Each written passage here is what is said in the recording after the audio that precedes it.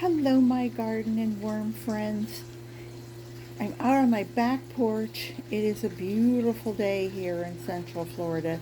It's supposed to go up to, I think, 70 or 72. We've had some cold nights or early morning where, one morning it was 40 degrees, another morning it was 42. This morning it was 50.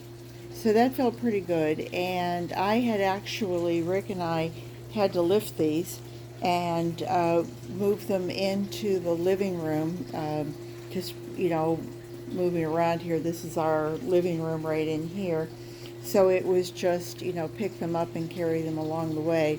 I haven't actually gone through this one yet, but I did go through this is mainly potting soil that I have been trying to enrich and add worms to it and add, actually feed the soil as if I were feeding a worm bin.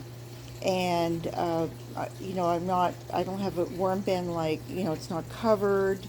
I am keeping it more moist than I would if I had plants growing in here. And, the soil is really like, let me see, you can see how that kind of clumps together, but it still kind of crumbles apart. So anyway, what I'm doing is I've been trying to feed the soil, and I'm getting more and more worms. I've gotten the cocoon nursery that I started December 1st. Those cocoons all came out of this Meals on Wheels, and then I started a second one that was adolescents and more cocoons, and that came out of here, and it was 100 from each. And that was when the cocoon was December 1st, but the the babies and adolescents were December 14th. So just about, 5 weeks or so.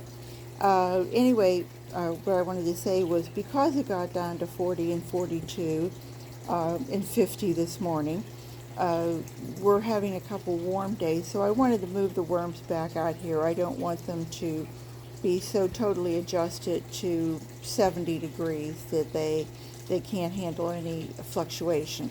But unlike a worm bin, or if you're growing in a grow bag, if you have a worm bin in a grow bag where they actually have an area to dive down to, this is only about 6 inches. And I think I've come out here when it was about 55, and it was the soil was at about 57. So 40 degrees is going to be pretty doggone cold for red wigglers. I don't know if they would survive or what. But anyway, I wanted to show you. You can see I've got loads and loads of cocoons. I don't want to point them out. My my camera keeps focusing on my hand rather than, but you can see loads and loads. And I mean, as I'm kind of pulling through here, I'm just seeing cocoons, cocoons, cocoons. But what I wanted to do was give them a little bit of a feeding and try to work this where I'm giving them something to eat, but they still have this whole area to roam around. And as they eat and digest and poop this food, then I can, move them to one side, and then maybe harvest some of the good soil out of here to then use in some of my outside pots. At least that's my plan. So what I'm going to do is I'm going to give it some bedding. And yes, I know I probably shouldn't use cardboard that has color to it, but you got to do what you got to do. I don't get all that much from Amazon that I get that many brown containers. And then the other day I showed you how I added coffee grounds and ground eggshells together so that I didn't forget. And So today I also added cornmeal to it so that I really didn't forget. So I'm going to make that a nice little, and this is going to be a real easy pocket. I'm not adding any fruit at all to it because I really don't want to get any little, any of these little gnats that keep, what do you call them? Fungus gnats, I think is what I've heard some of you say. So we're just going to put that in it. And then I did pull some of the worms out, so I'm just going to show you that. Oh, that's quite a, oh, that's quite a cocoon. I think there might be an alligator in that one. Little chuckle, little chuckle.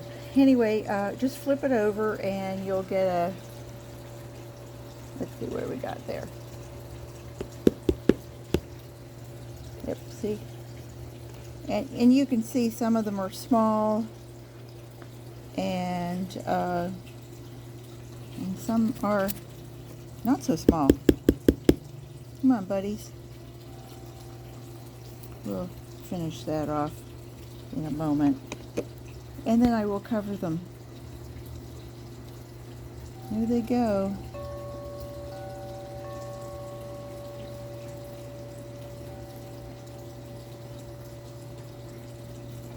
Go do your job.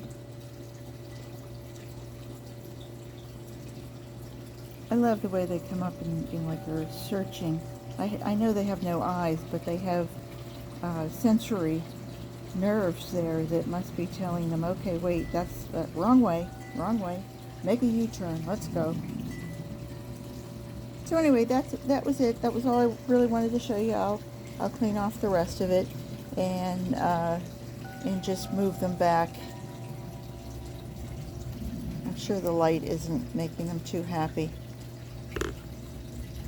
Just a suggestion for those of you who don't want to have a worm bin, don't really have any big plans to have a worm farm. You know, you could take a container and just get them started and give them a very hospitable place to live, and I'm sure that your population would double, triple, quadruple, go on and on and on. I mean, every time I go through here, a couple weeks later, I go through and I pull out another 100.